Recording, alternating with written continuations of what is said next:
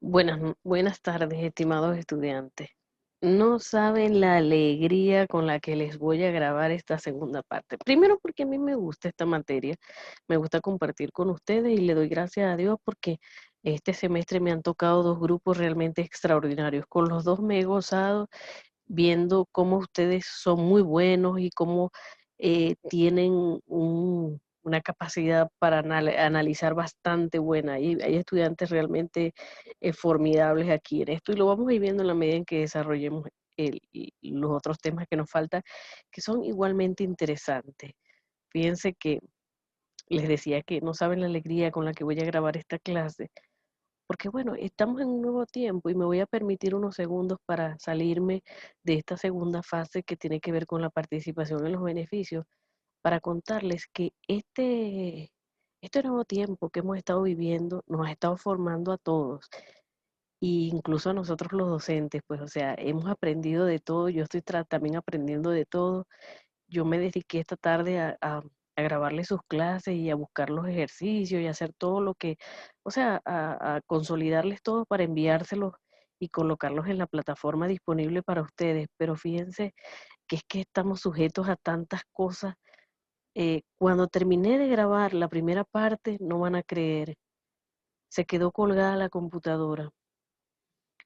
Y bueno, ya cuando me había resignado, me di una ducha, hice todas las actividades de la casa que tenía pendiente con mi hijo y dije, bueno, voy otra vez a grabar la clase porque definitivamente perdí todo, porque la computadora se quedó en una pantalla azul.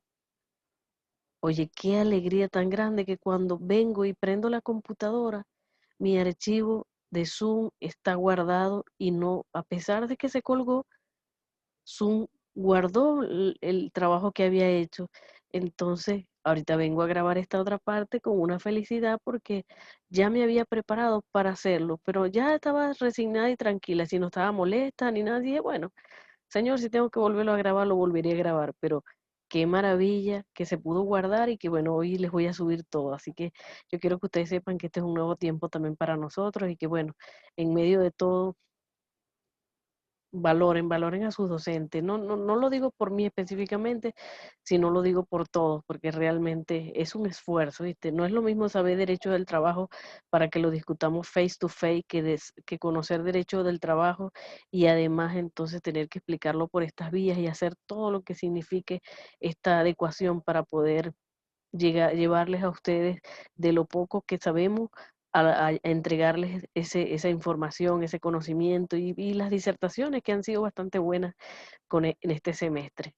La verdad es que es un nuevo tiempo, no lo dudo. Entonces, sin más preámbulos y disculpándome por comenzar saliéndome con este inciso, pero es la realidad y somos seres humanos, no podemos perder de vista eso, no podemos perder de vista que hay humanidad, que detrás de esta computadora y de la fría conexión que a veces tenemos, están ustedes como seres humanos sujetos a situaciones y estoy yo de este lado igualmente sujeta a situaciones. Entonces, gracias a Dios por este tiempo es lo único que puedo decir.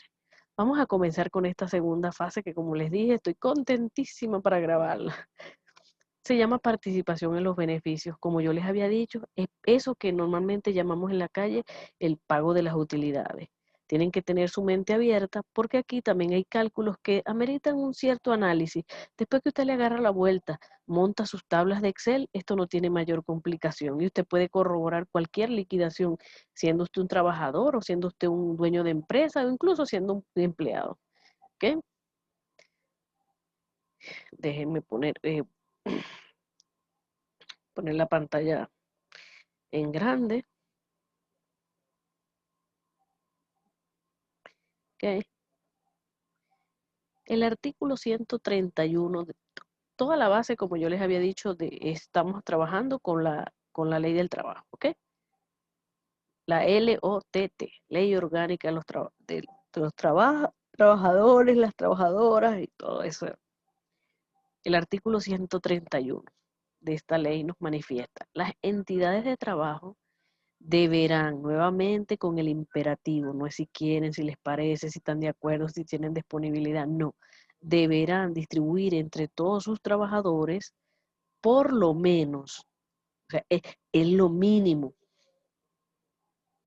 el 15% de los beneficios líquidos que hubieran obtenido al fin de su ejercicio anual. Y entonces aquí, sin lugar a dudas, para mis amigos de la Escuela de Relaciones Industriales, que no son, que en su fuerte no es el tema tributario, ¿verdad? Estos beneficios líquidos, ¿verdad?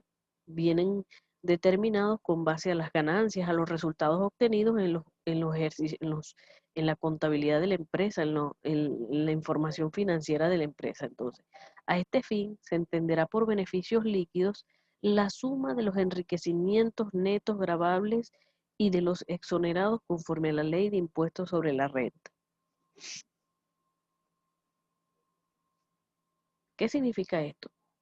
Significa que la base o el soporte o el documento aprobatorio con el que yo voy a contrastar mis cálculos tiene que ver con la declaración de impuestos sobre la renta. En las declaraciones de impuestos sobre la renta hay una parte exclusiva dedicada donde aparece enriquecimiento neto gravable. ¿Y de dónde nace ese enriquecimiento neto gravable? Después de yo tomar los ingresos, restarle los costos, obtener la utilidad bruta y a la utilidad bruta restarle los gastos operacionales, los gastos de venta y obtener ese enriquecimiento, ¿verdad? Que significa el lucro, lo que tuvo esa empresa durante ese ejercicio. ¿Ok? Esta obligación, o sea, ¿cuál obligación? Esta que estamos hablando aquí, la de pagar por lo menos el 15% de los beneficios líquidos. Esta obligación tendrá respecto de cada trabajador como límite mínimo, es decir, hay un mínimo, pase lo que pase, el equivalente al salario de 30 días. Por eso es que nosotros que hacemos los cálculos de los salarios integrales, en muchos casos, cuando es ley, cuando es pago con la ley, con 30 días, porque es lo mínimo. Ahora, si es más, usted va a mover ese valor de cálculo dependiendo de lo que pague la empresa. Y como límite máximo, el equivalente al salario de 4 meses. 4 por 30 son 120 días. O sea, lo mínimo son 30, lo máximo son 120 días. 4 por 3, 12. Cuando el trabajador no hubiera laborado todo el año, la bonificación se reducirá a la parte proporcional correspondiente a los meses completos de servicio prestado. Entonces, fíjense, las utilidades se pagan por mes completo, ¿ok? En muchos casos calendario, en muchos casos mes en tiempo, pues. Normalmente yo les recomiendo a los clientes trabajar con meses completos. Ahí también hay una diatriba, entre algunas personas toman desde la fecha de ingreso y van completando los 30 días, pero otro grupo de aplicadores del derecho laboral, yo lo manifiesto que a mí me gusta más el hecho de trabajar con un mes calendario. Entonces, ¿qué me está diciendo eso? Que cuando el trabajador, no, valga la redundancia, no trabaje el año completo, sino que trabaje 8 meses, esta obligación se la pagaré en proporción a 8 meses. Es decir, si para una persona de 12 meses son 30 días, para una persona que trabajó 8 meses, ¿cuántos días son? Y con una simple regla de 3 yo puedo sacar, ¿verdad? La utilidad fraccionada. Eso es lo que vamos a llamar de aquí en adelante utilidad fraccionada. La utilidad fraccionada es la proporción que le toca al trabajador por el tiempo parcial trabajado. ¿Qué tiempo parcial? El de su fecha de ingreso con el cierre del ejercicio. No todo el mundo entra a la empresa el 1 de enero. Entonces, toda vez que entre después de esa fecha, sin lugar a dudas, tendrá al final del ejercicio económico una utilidad fraccionada.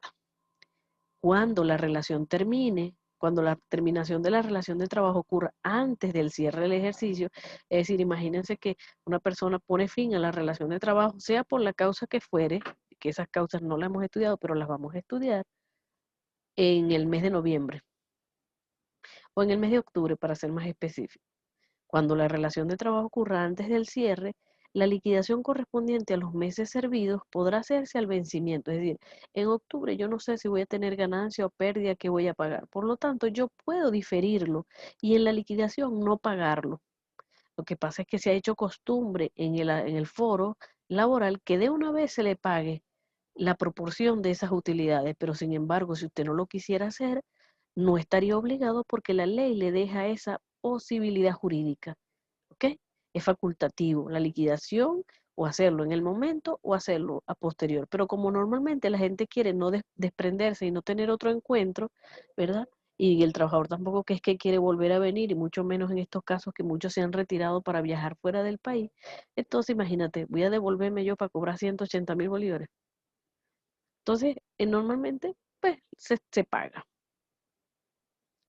En el artículo 132 encontramos las entidades de trabajo con fines de lucro. Aquí es muy importante que hablemos un poco de esto. Parémonos aquí. Las entidades con fines de lucro. ¿Qué es el lucro? El lucro es el deseo del enriquecimiento. O sea, cuando tú formas esa entidad, la formaste con la finalidad de producir enriquecimiento para sus socios, ¿verdad? Entonces, esas empresas que tienen lucro, hay empresas con fines de lucro, hay empresas, hay entidades con fines de lucro y hay entidades sin fines de lucro. Usted constituye una asociación civil, una entidad que no tiene fines de lucro, sino que lo hace con la finalidad de labores altruistas. Entonces eso es otra cosa, es una entidad sin fin de lucro, que también vamos a ver cómo se comporta en función de este derecho. Entonces, las entidades con fines de lucro pagarán a sus trabajadores dentro de los primeros 15 días del mes de diciembre. ¿Qué significa dentro de los primeros 15 días? Que tienes desde el 1 de diciembre hasta el 15, ambos inclusive, para que pagues. ¿Qué vas a pagar? Vamos a ver lo que dice aquí. Dentro de los primeros 15 días del mes de diciembre de cada año o en la oportunidad establecida en la convención colectiva, la convención colectiva puede mejorar eso y decir, no, no, no, no se va a pagar del 1 al 15 de diciembre, se va a pagar del 1 de noviembre al 15 de noviembre, ¿ok? Porque quiere mejorarlo, quiere adelantarlo para que las personas tengan, sus trabajadores tengan la disponibilidad mucho antes de que en la calle el dinero salga y afecte la inflación, ¿ok? Entonces, o en la oportunidad establecida por la convención colectiva una una cantidad equivalente a 30 días de salario. Entonces, fíjense, por lo menos, imputable a la participación en los beneficios. ¿Por qué dice imputable a la participación de los beneficios? Porque es como un mero adelanto, porque en el 15 de noviembre o los primeros 15 días de diciembre yo no he cerrado el ejercicio. Póngase que tengo un ejercicio fiscal tradicional que comienza el 1 de enero y termina el 31 de diciembre. Hasta ese momento yo no he hecho mis cuentas, mis estados financieros completos de cierre de ejercicio, yo no he pagado impuestos sobre la renta, yo no he hecho nada de eso. Por lo tanto, mal puedo yo adelantarme a lo que va a ocurrir en términos financieros. Entonces dice, por lo menos imputable a la participación de los beneficios o utilidades que le pudiera corresponder a cada trabajador en el año económico respectivo, de acuerdo con lo establecido en esta ley. Entonces, fíjense que yo le voy a adelantar un poquitín de lo que es a cuenta de lo que a él le tocará. ¿Y de dónde vamos a sacar lo que a él le tocará? De la determinación del enriquecimiento que hará nuestra área contable para definir qué vamos a pagar en el impuesto sobre la renta. Si cumplido el patrono no obtuviera, es decir, pagó los 30 días, y aquí se nos presenta uno de los grandes detalles de este tema. Imagínense que cumplió el patrono de pagar los 30 días el 10 de diciembre, fino, cumplió con su norma y todo. ¿Qué pasa? Si cumplido esta obligación, el patrono no obtuviera ganancias o beneficios. O sea, imagínense que usted dio en noviembre o en diciembre, los primeros días, como dice la ley, sus 30 días, tomen aquí. Y cuando los contadores le entregan los estados financieros en enero, le dicen, jefe, lo que hay es una pérdida. Fíjense que lo que dice la ley. Si cumplido el patrono no obtuviere beneficio, es decir, que tiene una pérdida, la cantidad entregada de conformidad a este artículo deberá considerarse como una bonificación y no se estará sujeta a repetición. ¿Qué significa en el derecho sujeta a repetición? Es decir, que el trabajador no debe restituirla, ¿ok? Cuando hay un pago mal hecho o se paga a quien no se debe, el sujeto a repetición es que te devuelvan tu dinero, pero esta cantidad que se pagó en una entidad que en noviembre o diciembre creyó que iba a tener ganancia y adelantó, ¿verdad? Esos 30 días, que es el límite mínimo, o los 120, no estará sujeta a repetición, es decir, ya usted le entregó, por eso no debemos adelantarnos ni tampoco atrasarnos, ¿ok? Entonces, ¿qué hace? Llama a eso una bonificación y no lo llama participación en los beneficios. ¿Por qué? Porque mal podría yo llamar participación en los beneficios si no se dieron beneficios, ¿ok? Ahora, por otro lado, el artículo también nos plantea, dice, si el patrono obtuviere beneficios cuyo monto no alcanzare a cubrir los 30 días de salarios entregados anticipadamente, se considera extinguida la obligación. Y esto lo vemos mejor cuando hacemos el cálculo. Pero en términos de aplicación, ¿qué significa? Que cuando yo di mis 30 días, y entonces, por decir algo, me dijeron que la ganancia fueron 1 millón de bolívares. El 15% de 1 millón de bolívares es menos que la cantidad que yo entregué por los 30 días de la suma de todos los trabajadores. En consecuencia, habiendo una utilidad pero muy pequeña, inferior a la sumatoria de todos los 30 días que les pagué a todos los trabajadores, ¿verdad? Dice, no alcanzare a cubrir los 30 días de salario entregados anticipadamente, se considerará extinguida la obligación. Es decir, ya el patrono no tiene la obligación de sacar cálculos ni de complementar, porque no tendría más nada que pagar por cuanto lo que pagó, aun cuando obtuvo utilidad, es más de lo que debía pagar porque la utilidad fue inferior a la que significaba ese cálculo. Y eso lo vamos a ver en términos prácticos, pero lo que les quiero decir es que tenemos un primer enfoque donde en vez de ganancia tiene pérdida. Allí el legislador dice, se considera una bonificación y no está sujeta a repetición. Si se obtiene ganancia, pero es muy poquitica, se considera que se extinguió la obligación con esos 30 días. Ahora, ve lo que dice leamos lo que dice el 133. Estábamos en el 132, vamos al 133.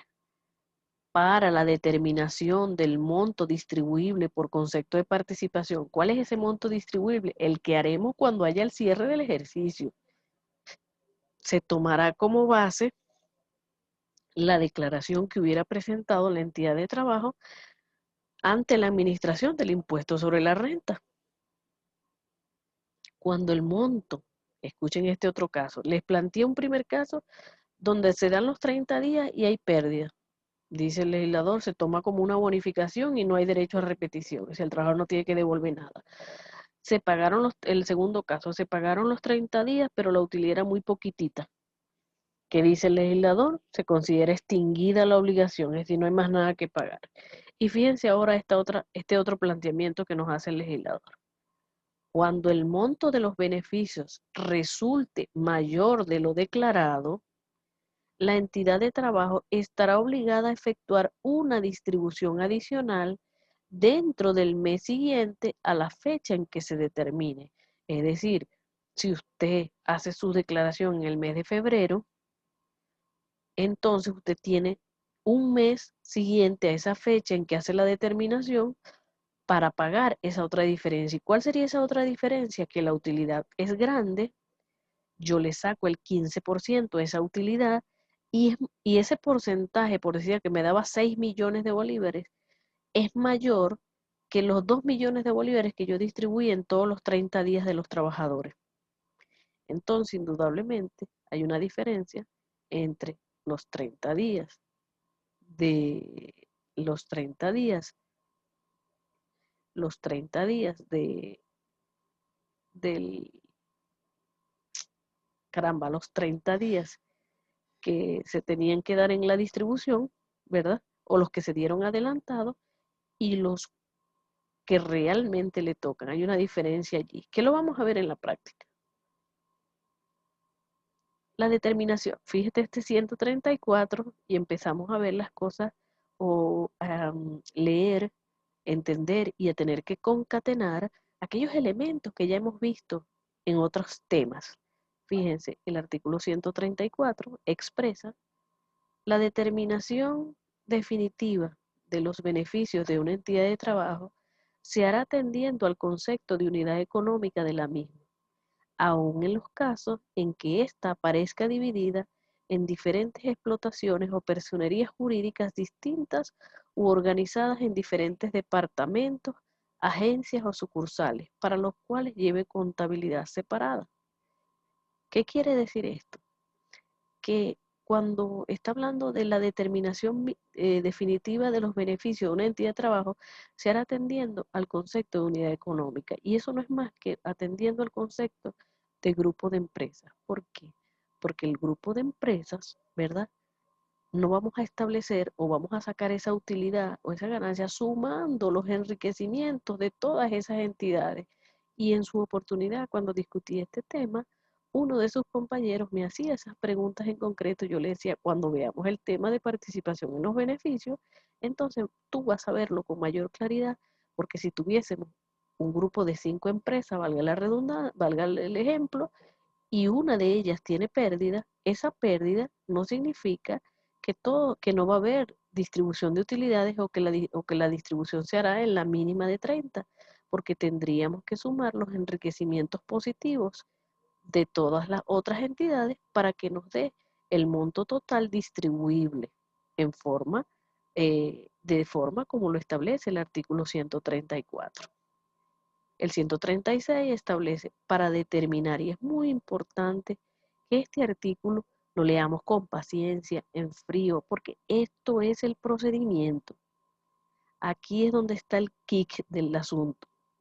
Para determinar la participación que corresponda a cada uno de los trabajadores y trabajadoras, escuchen esto, se dividirá el total de los beneficios repartibles entre el total de los salarios devengados por todos los trabajadores y las trabajadoras durante el respectivo ejercicio.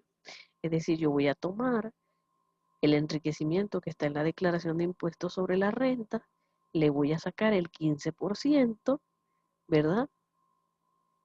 Dice aquí, para determinar la participación que corresponda a cada uno de los trabajadores, se dividirá el total de los beneficios repartibles entre el total de los salarios devengados por todos los trabajadores durante el respectivo ejercicio económico.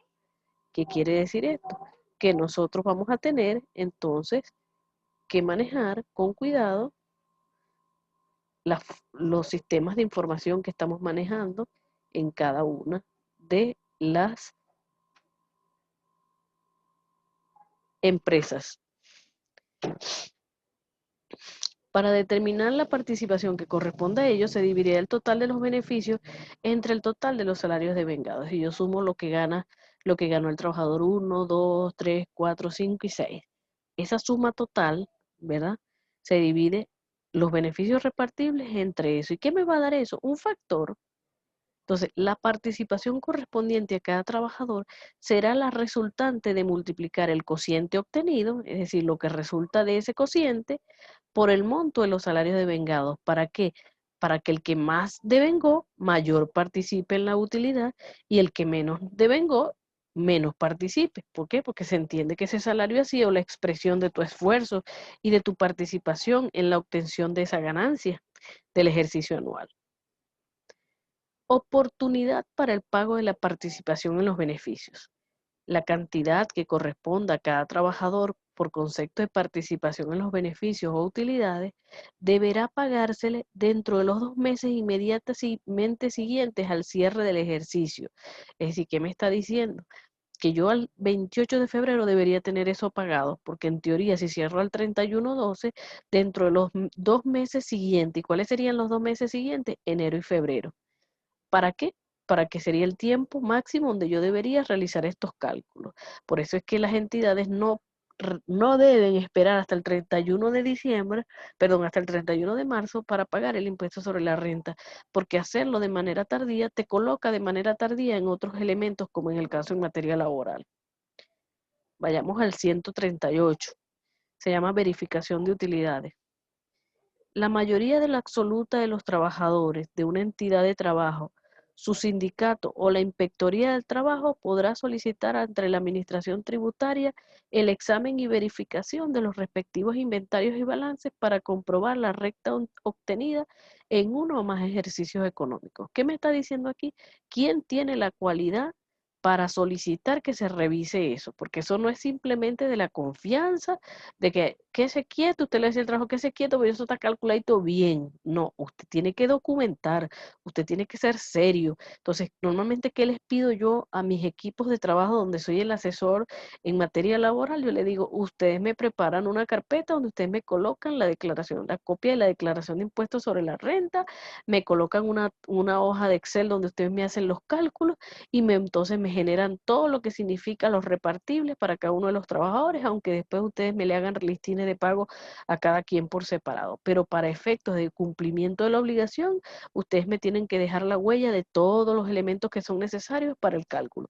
Si alguno de estas personas que tienen las cualidades, de estos actores que tienen cualidades para pedir esta revisión lo hiciere, yo no tendría ningún problema en sacar mi carpeta. La administración tributaria rendirá su informe en un lazo no mayor de 6 meses, así que antes que llegue el próximo reparto de utilidades, el CENIAT tiene que dar respuesta. ¿El CENIAT qué va a hacer inmediatamente? Cuando recibe esta solicitud, enviar una auditoría a esa entidad de trabajo. Este informe deberá ser remitido a los solicitantes, al patrono y a la Inspectoría del Trabajo. Es decir, el CENIAT emite 3 informes en donde con ello cubre el requerimiento de la ley. Vamos con el 140. Fíjense que aquí habíamos hablado de que iba a ser una entidad con fines de lucro. Va a repartir el 15% de sus beneficios. Y allí vimos algunas cosas que podían pasar. Que tuvieses pérdida, bueno, le pagas los 30 días que les pagaste antes del 15 de diciembre y se da por cerrada la obligación. No hay obligación del trabajador de repetir el pago al patrono. Tienes una ganancia, pero puede pasar también que tengas una ganancia, pero la ganancia es muy poca, entonces se entiende que la obligación quedó extinguida con lo que pagaste.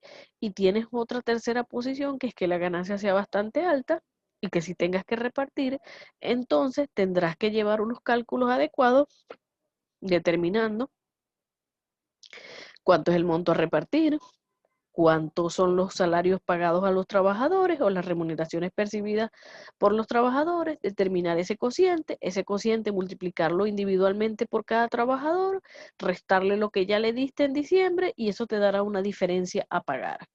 ¿Ok? Hasta ahí hemos visto esa parte. Ahora vamos a ver qué pasa cuando las entidades son sin fines de lucro. La UCAP, por ejemplo.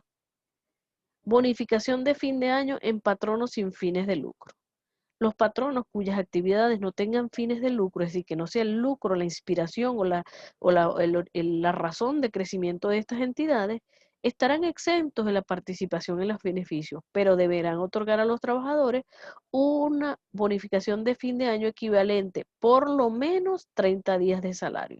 Entonces la universidad están obligados a que por lo menos pagan 30 días. ¿Pueden ser más? Claro que pueden ser más. De hecho, la universidad es mucho más. ¿Ok? Entonces, pero fíjense que me está colocando otra situación particular y hemos visto varios casos en relación con esto. Con esto cerramos lo que tiene que ver con el cálculo de la participación en los beneficios. Y yo quiero terminar toda la parte teórica y luego me voy a la tabla de Excel donde vamos a hacer una práctica de estos elementos de la participación en los beneficios.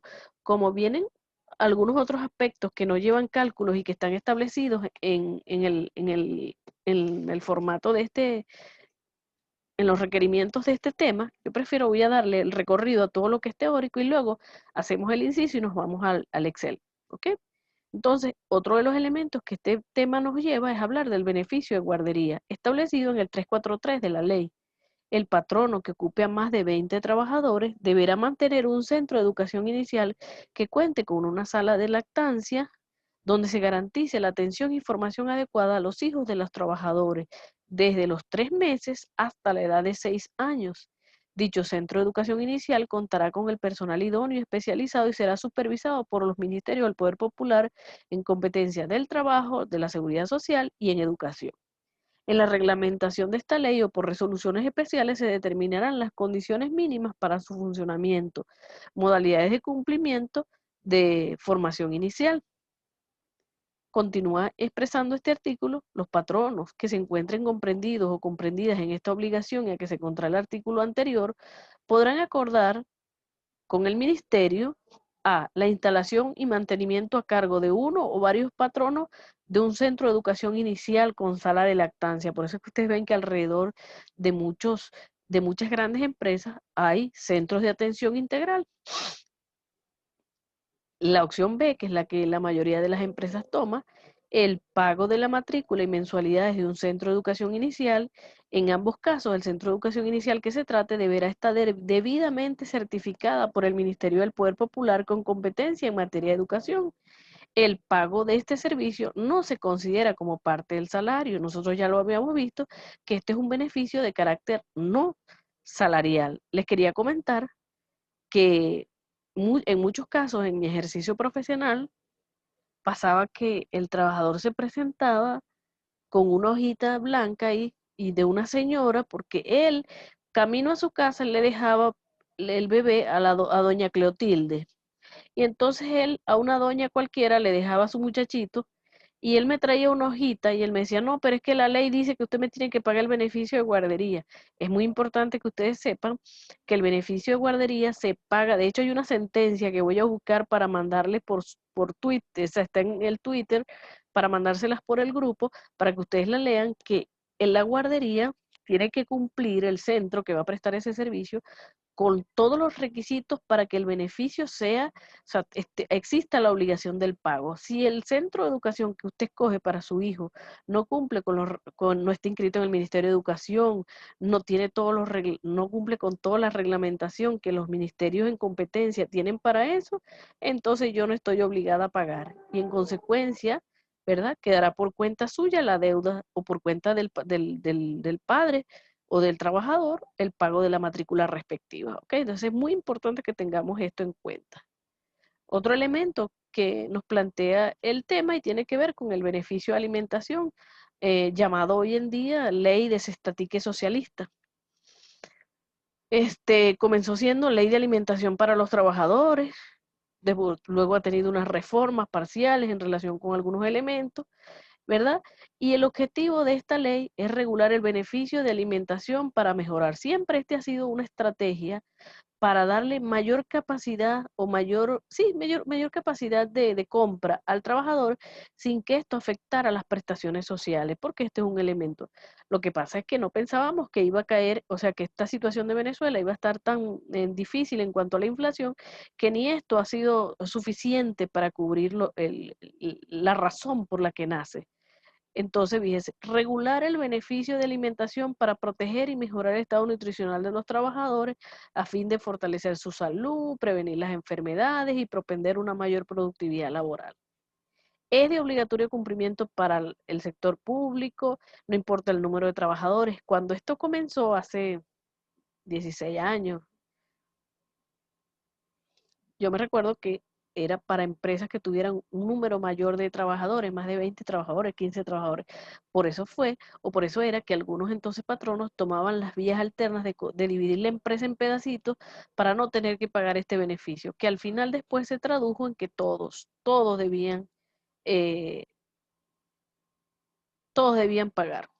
Aquellos trabajadores cuyo salario normal no exceda de 3 salarios mínimos y los aprendices o sea, el que gana más de 3 salarios mínimos, no deberíamos pagarle ley de alimentación ahorita, pero fíjense qué significan 3 salarios mínimos ahorita, y si no le das ley de alimentación, que ahorita todo el mundo, por ejemplo, la ley de alimentación mensual de la universidad es de 7 millones de bolívares.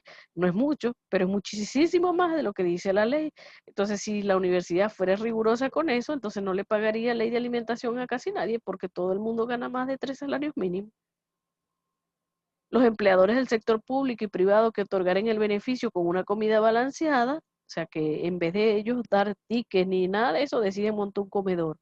Se entenderá por comida balanceada, aquella que reúna las condiciones calóricas, entonces ahí hay que contratar a un nutricionista que esté pendiente de los menús y de todo lo que se va a ofrecer.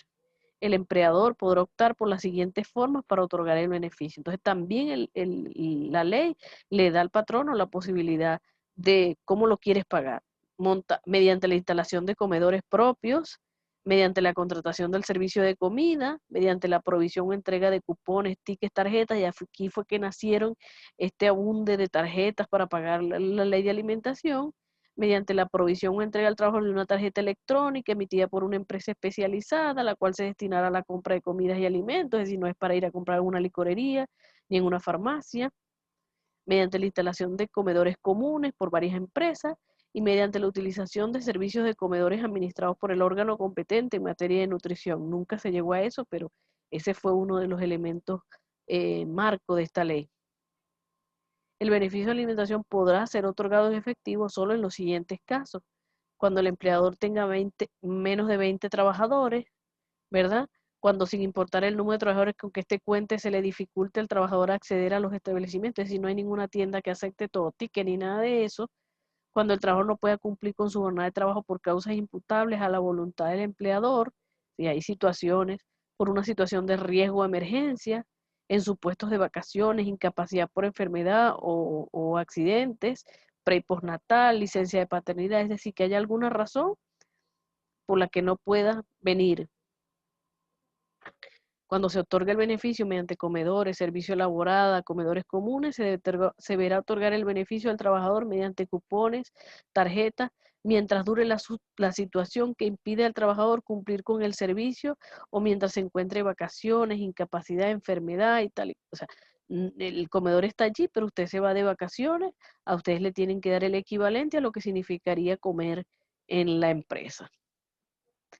Otro elemento que nos pide también el programa que hablemos es la protección al salario. O sea, ¿en qué se traduce exactamente esa protección que el Estado debería darle al salario, o debe darle o le da? Entonces, el salario constituye en la generalidad de los casos el sustento de los trabajadores y su familia. El carácter alimenticio y vital ha sido considerado por el legislador para otorgarle una especial protección al salario. El salario en Venezuela está protegido a través del otorgamiento de privilegios. ¿Pero qué es un privilegio en materia jurídica?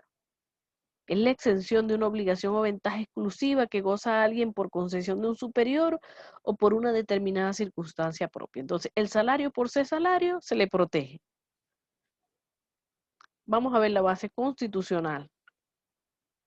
El 91, que ha sido uno de los artículos que más hemos leído, plantea lo que tiene que ver con la suficiencia y la dignidad de ese salario. Plantea también lo que tiene que ver con igual trabajo, igual sueldo. El salario es inembargable y se pagará periódica y oportunamente en moneda de curso legal, salvo la excepción de la obligación alimentaria de conformidad con esta ley. Entonces, constitucionalmente ya el constituyente le dice o manifiesta: caca el salario, no se toca. El Estado garantizará a los trabajadores del sector público y empleo un salario mínimo vital que será ajustado tomando las referencias, tum, tum, pum. Pero lo más importante que a nosotros nos interesa de esta base constitucional es que la inembargabilidad del salario, la intocabilidad del salario, la establece nuestra Constitución. En consecuencia, cualquier violación a esto es objeto de un amparo constitucional. ¿Okay?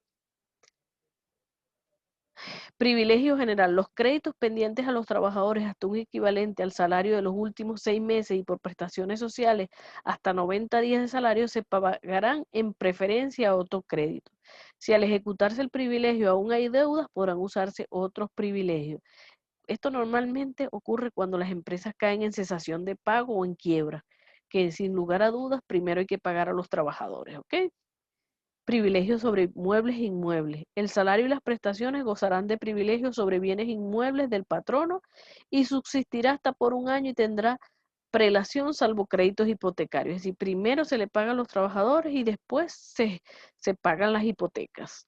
Esto, sobre todo, como les decía, en el caso de quiebras o insolvencia del patrono. ¿Qué plantea la ley en relación con las amortizaciones de deuda? Esto es muy importante porque yo se los incluyo en la evaluación de las prestaciones sociales. Puede que el patrono tenga créditos diversos contra el trabajador y a su vez le deba salarios y otras remuneraciones. En el derecho común operaría una compensación de deuda. Sin embargo, en materia laboral no es así. Es decir, el patrono nos debe a nosotros y nosotros le debemos al patrono. Lo normal que pudiera ser en una relación jurídica común es tú me debes 500, yo te debo 400, te voy a dar 100 y dejamos eso así porque tú me debes a mí, listo. En materia laboral no es así. Por eso es que aquí entra en funcionamiento el, el trabajo como un hecho social. Aquí cambia esa dinámica y fíjense lo que dice el 154. Mientras dure la relación de trabajo, las deudas que los trabajadores contraigan con el patrono solo serán amortizables semanal o mensualmente por cantidades que no podrán exceder de la tercera parte del equivalente a una semana de trabajo o un mes de trabajo según sea el caso. Es decir, tiene un límite. Cuando usted empieza a hacerle deducciones al trabajador a lo loco sin tener esto en cuenta, usted está sujeto a que tenga que pagarle todo eso de nuevo al trabajador. Por eso es bueno siempre estar atento a qué es lo que le estoy descontando. Y en caso de terminación de la relación de trabajo, el patrono podrá compensar el saldo pendiente al trabajador con el crédito que resulte a favor de éste por cualquier concepto derivado de la prestación, solo hasta el 50%. Es decir, no puedo tocar más del 50%. Y yo conozco de muchos patronos en donde le dicen al trabajador, al final me quedaste debiendo tú. Y el trabajador, como no conoce de esto, no vino a la Universidad Católica, no tiene un familiar, no tiene nada, dice, no, al final no me pagaron porque yo le debía 4 millones al patrono y a mí mi liquidación me daba 3 millones y medio. Más bien le tuve que firmar unos giros al patrono para que el patrono, para pagarle en poquitas partes los otros 500. No, eso no es así, porque la ley aquí lo establece y solo es hasta el 50%. Por eso es que tampoco es bueno y yo le aconsejo a los patronos que empiecen préstale y préstale plata y préstale plata y préstale plata al trabajador sin ninguna base, porque finalmente cuando las relaciones van a terminar, que no es, muchas veces no están en muy buenos términos, entonces hay uno que pierde. Para evitar eso, mejor mantenerse dentro de las reglas y prestarle hasta donde sea legal prestarle y hasta donde yo le pueda deducir de acuerdo a la capacidad que tiene el trabajador en función de sus acreencias. Vayamos al estudio de casos. Tengo 2 casos para ustedes. Este que está en las presentaciones manifiesta, ¿verdad? Un caso que voy a leer para ustedes. Una entidad con fines de lucro, básicamente, muchachos, la práctica relacionada con la participación en los beneficios, porque guardería, alimentación y todo eso, y la inembargabilidad del sueldo, es información que usted debe manejar, pero que va a ir evaluada desde el punto de vista teórico, porque usted, eso no amerita mayores cálculos. ¿Dónde están los cálculos? En la parte de los salarios y en la parte del enriquecimiento. Entonces, una entidad con fines de lucro ha llegado al mes de enero del 2017. Obvien las fechas porque en realidad lo que me importa es que usted conozca el procedimiento. Y año contable cerrado y requiere saber cómo debe calcular las utilidades complementarias, para lo cual le suministra los siguientes datos. Entonces, fíjense qué tenemos aquí. Imagínense que esta es una empresa actual. Tiene 3 trabajadores, A, B y C. Yo les coloco aquí ejemplo meramente académico, este que es el primero, porque obviamente nadie va a ganar todo el año lo mismo. Y si ocurriera, no es en Venezuela, tendrían que ser euros, yuanes, rublos, no sé, dólares, lo que sea, pero así como está, es una realidad totalmente académica. Entonces imagínense que tienes al trabajador A, al trabajador B y al trabajador C. Y la empresa obtuvo un enriquecimiento anual de 4 millones y medio.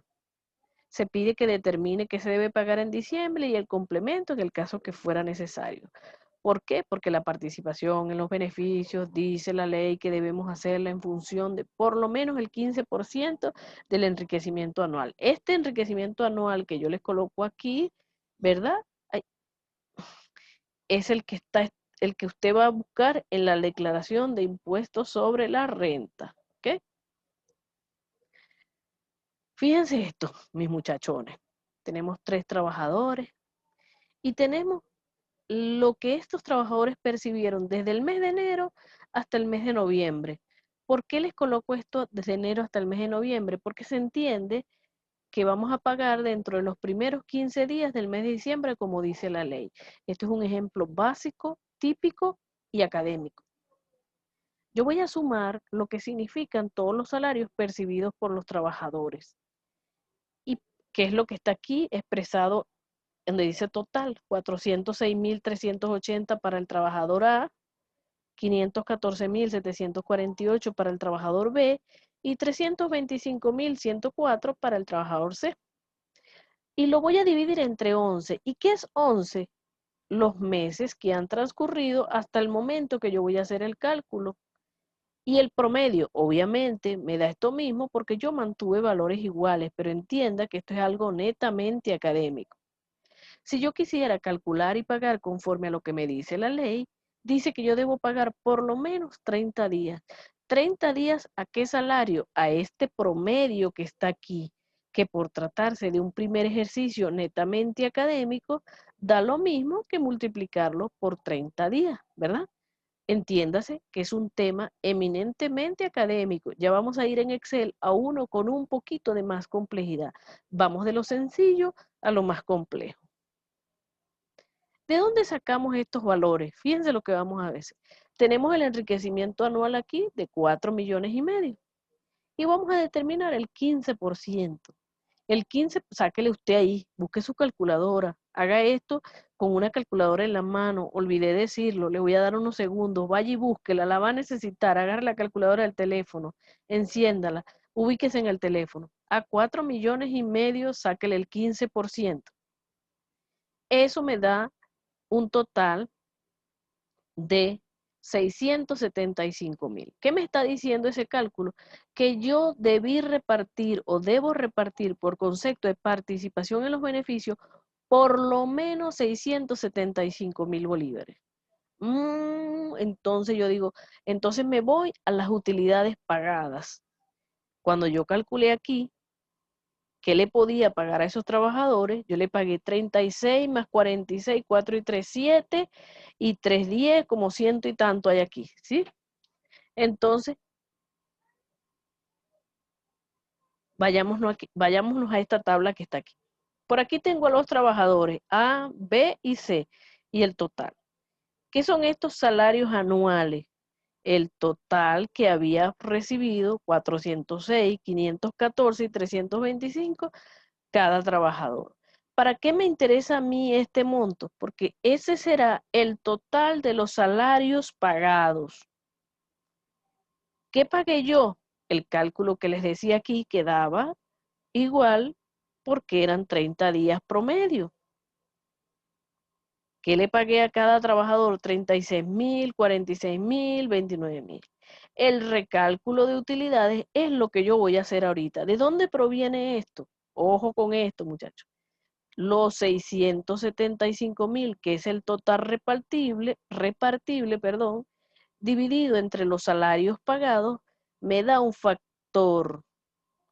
Este factor yo lo multiplico por los salarios de cada uno y me tiene que dar este valor que está aquí. Multiplico 0,54 por 406, me da 220. 0,054 por 514, 746, me da 278. 0,54 por 325 y me da 176. ¿A qué me está llevando esto? A que el que más ganó es el que más va a participar de estas utilidades de estos 675,000, porque de acuerdo a los resultados yo debí repartir 675,000.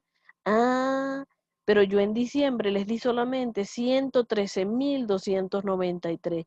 En consecuencia, yo debo hacer una resta entre lo que debía pagar y lo que pagué para determinar una diferencia por pagar. Entonces, al trabajador B, que percibió unos salarios de 406,380 y que en diciembre le pagué 36,943,64, le tocaba realmente de este año 220,108. Si a 220,108 le resto 36,943 que ya le di en diciembre, le debo 183,165. Igual operación voy a hacer con el trabajador B, igual operación voy a hacer con el trabajador C. ¿Para qué? Para un total de una diferencia por pagar de 561,706,18, que sumada a los 113 que ya pagué en diciembre, debe ser igual a mi obligación, que son 675,000, que proviene del 15% de 4,5 millones. Es necesario que usted haga estos cálculos. es necesario que usted no se quede creyendo que puede hacerlo el día del examen sin haberlo practicado. ¿Ok? Para que usted pueda estar seguro de lo que tiene que hacer. Con esto, yo doy por cerrado lo que tiene que ver con mi presentación básica o mi presentación inicial relacionada con participación en los beneficios y otros conceptos laborales. Yo, sin embargo, porque los amo, porque me agradan, porque me parece que es bueno hacerlo, yo dejo de compartir y me voy a ir a compartir mi ejercicio que con mucho amor en Excel yo hice para ustedes, con la finalidad de que, de darles un plus, y les voy a entregar esta hoja de Excel también para que usted aprenda a hacer estos cálculos y lo tenga allí disponible. ¿Ok? Solo que, ¿cuál es la diferencia que les pongo en este caso? Una entidad, resolver por aquí. Ok, vamos a ver, conectémonos rápidamente antes de que esto me vaya a dejar mal con ustedes. Ok.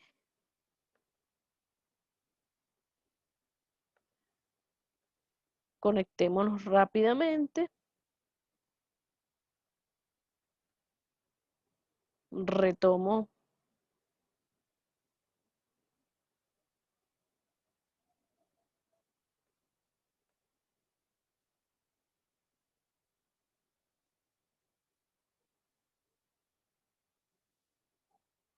Retomo mi compartir pantalla. Como les decía, con mucho amor para ustedes. ¿Ok? Tenemos aquí una entidad con fines de lucro. ¿Por qué no les pongo una entidad sin fines de lucro? Bueno, no sé si me puede pasar eso en el examen, pero ¿por qué no les pongo sin fines de lucro? Porque sin fines de lucro solo estaríamos obligados a pagar mínimo 30 días. Todo este recálculo solamente es para las entidades con fines de lucro que obtengan una ganancia que sea superior a los 30 días que ya adelantó en diciembre. ¿Sí? Entonces, fíjense, una entidad con fines de lucro tiene 5 trabajadores y pagó a sus beneficios según las siguientes características. Fíjense, tenemos de enero a diciembre, todo. Estos son los totales de qué? De los sueldos pagados. Para un gran total de qué? De 10 millones. ¿De dónde sale esto? De yo sumar todos los salarios de los 5 trabajadores. ¿Para qué me interesa eso? Porque ese será el cociente para determinar los repartibles. ¿Ok? Entonces, fíjense cómo yo se los coloco aquí. Los 30 días de salarios promedio. Bueno, en este caso, yo estoy haciendo una auditoría. Estos datos los tomé de una auditoría y fíjense que yo les incluyo aquí, yo les diré qué van a hacer en el examen, yo les incluyo aquí en el promedio los 12 meses. Desen cuenta que aquí esto es un promedio de 12. ¿Ok? ¿Para qué? Para sacar los 30 días. Pero ojo, en condiciones normales nunca pudiera ser 12, porque si yo tengo hasta el 15 de diciembre pagar, ¿cómo voy a determinar qué hay en diciembre? A menos que haya unas vacaciones colectivas aquí y ya se sepa qué es lo que se va a pagar en diciembre. Pero en condiciones normales siempre voy a hacerlo, es con 11. ¿Por qué? Porque son los meses que efectivamente. Sin embargo, en este caso, ¿verdad? Y me dan ganas de corregirles de una, bueno, de acomodar esto para que no sea razón de, de confusión para ustedes. Le voy a poner 11 a esto, ¿ves? ¿Y por qué voy a poner 11? Porque lo voy a tener hasta diciembre, ¿ok? Y como esto está configurado, esto automáticamente se calcula. Entonces saco esos promedios, ¿verdad? Y esos promedios significarán los 30 días, y por eso yo les pongo esta nota. Esto es lo que pago en diciembre. Esta es la parte que voy a pagar en diciembre. Ahora el recálculo. ¿De dónde haré ese recálculo? Vamos a ver, ¿verdad? El enriquecimiento, ¿verdad? ¿De dónde viene? Viene de la B20. Miren, aquí está un enriquecimiento. Esta empresa tuvo un enriquecimiento anual de 27 millones. Cuando yo le saco 27 millones, déjeme ponerle este enriquecimiento aquí en rojo, muchachos, y en negrilla, para que usted sepa. No, en rojo no, porque el rojo para nosotros los contadores es pérdida. Vamos a ponerlo en azul y vamos a ponerlo un poquitín más grande. ¿Ok? Estos 27 millones son el enriquecimiento anual. Cuando yo determino el 15% de ese enriquecimiento, me da 4 millones. Me dice que yo debí repartir 4.050.000, pero cuando yo sumo aquí este cálculo que yo había hecho para mis trabajadores, usted se da cuenta, usted aquí abajo ve, que yo apenas repartí 993.135. Por lo tanto, yo tengo una diferencia entre 993.000 y los 4.050.000, que es lo que debí repartir o que lo que voy a repartir en función. Entonces me dice que haga un recálculo. ¿De dónde va a salir este recálculo? Lo primero que tengo que hacer es determinar el promedio. ¿De dónde voy a sacar este promedio, muchachos? Miren de dónde está. De los salarios pagados que están aquí, que son los de los trabajadores, y del enriquecimiento. Uno sobre otro me va a dar un factor, y ese factor, que en este caso da 0,37, usted puede trabajar con con el número mínimo que usted considere aquí, que serían 2 decimales si lo está haciendo manual. Pero si lo está haciendo en Excel, a usted nada le cuesta ponerle más decimales para saber exactamente. ¿Y por qué voy a multiplicar? Vean esto, el recálculo. Aquí está. Me dice, multiplica el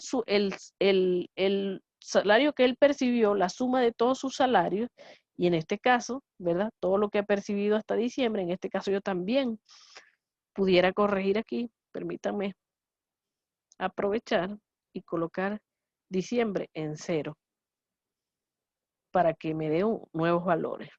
Entonces los salarios anuales, ¿verdad? Y con esto yo poder otra vez hacer el cálculo. Y fíjense entonces que me dice que la sumatoria, que el factor lo multiplico por lo que ganó cada trabajador. Y eso me dice que a este señor, al señor A, le tocaban 516. Pero ya yo le adelanté 106. Entonces aquí lo que voy a sacar es una diferencia por pagar. ¿Y de dónde la voy a sacar? Que a 506 le voy a restar, valga la redundancia, ¿verdad? 106, y eso me debe dar lo que la persona va a cobrar, que son 409. Y así, déjame acomodar aquí.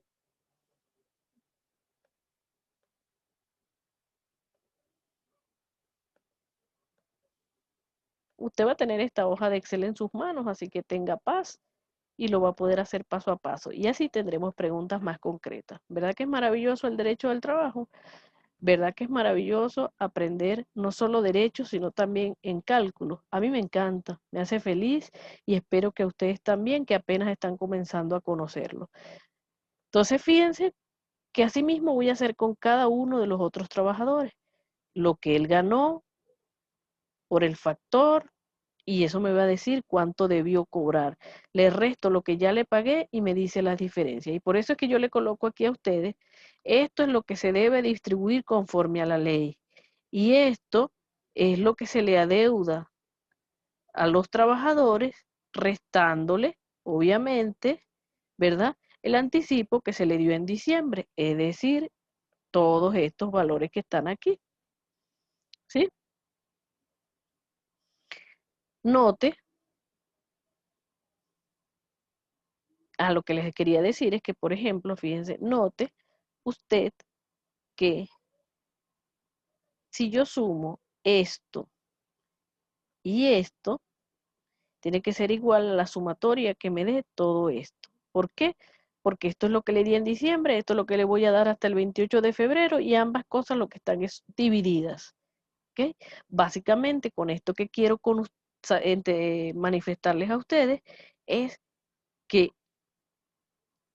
el proceso de cálculo de participación en los beneficios tiene su complejidad.